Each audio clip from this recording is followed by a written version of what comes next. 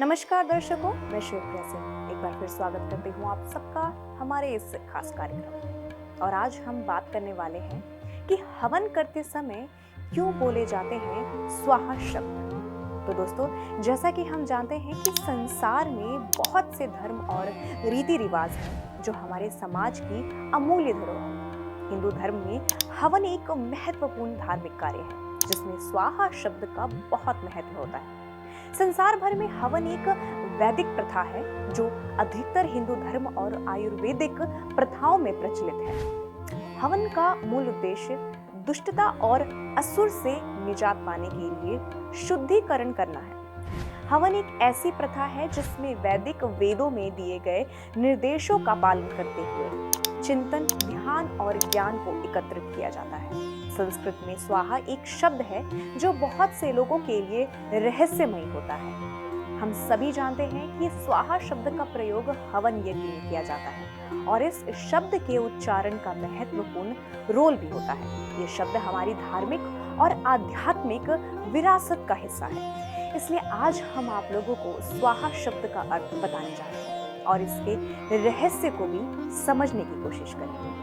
हवन के दौरान हम स्वाहा शब्द का उपयोग करते हैं। इस शब्द का उद्गम वैदिक समय से है, जब हवन के अवसर पर यजमान या पुजारी देवताओं को भोजन के रूप में आहुति देते थे। आहुति देने के दौरान यजमान या पुजारी इस शब्द का जप करते थे, स्वाहा। यह शब्द सभी वेदों में पाया जाता है, जैसे यजुर्वेद, अथर्ववेद, ऋग्वेद और सामवेद। स्वाहा शब्द का अर्थ होता है मैं अर्पित करता हूँ।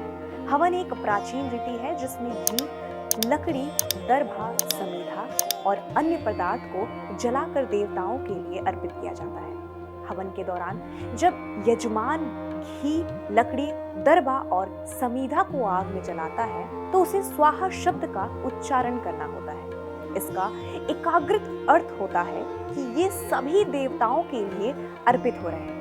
हालांकि इसे स्वाहा के अलावा भी कुछ अन्य नामों से जाना जाता है, जैसे स्वधा। इस रीति के अंतर्गत स्वाहा शब्द का प्रयोग अत्यंत महत्वपूर्ण होता है और इसे सही से उच्चारण करना भी आवश्यक होता है। स्वाहा शब्द के गलत उच्चारण से अनेक तरह की समस्याएं उत्पन्न हो सकती हैं। अगर हम स्वाहा शब्द को सोहा या सोहम के समान उच्चारित करें तो यह समस्या का कारण बन सकता है।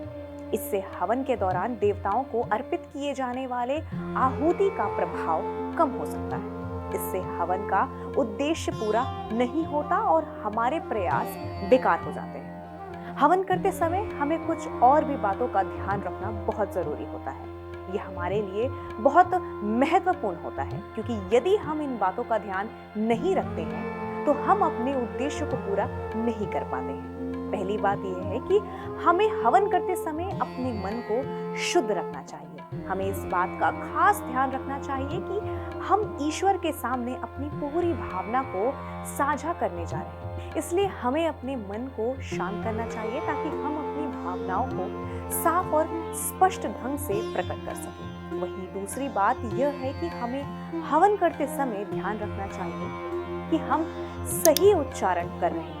हमें यह सुनिश्चित करना चाहिए कि हम आहुति देते समय सही मंत्रों का उच्चारण करें। अगर हम गलत उच्चारण करते हैं तो इससे असर होने की संभावना कम हो जाती है। और तीसरी बात यह है कि हमें हवन करते समय अपने शरीर को साफ सुथरा रखना चाहिए। हमें साफ कपड़े पहनने चाहिए। स्वाहा बोलते समय हम वह वस्तु जिसे आग में डाल रहे होते हैं उसका नाम लेते हुए उसके बारे में दोहराते हैं।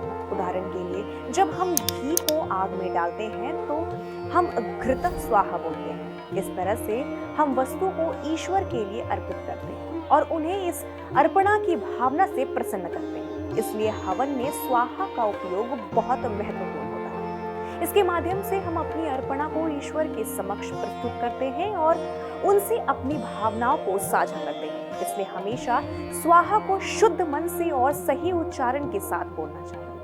हवन एक पौराणिक रीति है जो हिंदू धर्म में बड़े महत्व का हिस्सा है। हवन को अग्निहोत्री या यज्ञ भी कहा जाता है। इस रीति में वह सभी लोग एकत्रित होते हैं जो एक ही उद्देश्य के लिए आए होते हैं। इसलिए यह सामूहिक रूप से एक आध्यात्मिक अनुभव होता है। तो दोस्तों, उम्मीद करती हूँ ये जानकारी आप लोगों के लिए काफी फायदेमंद साबित होगी। आज के इस कार्यक्रम में बस इतना ही।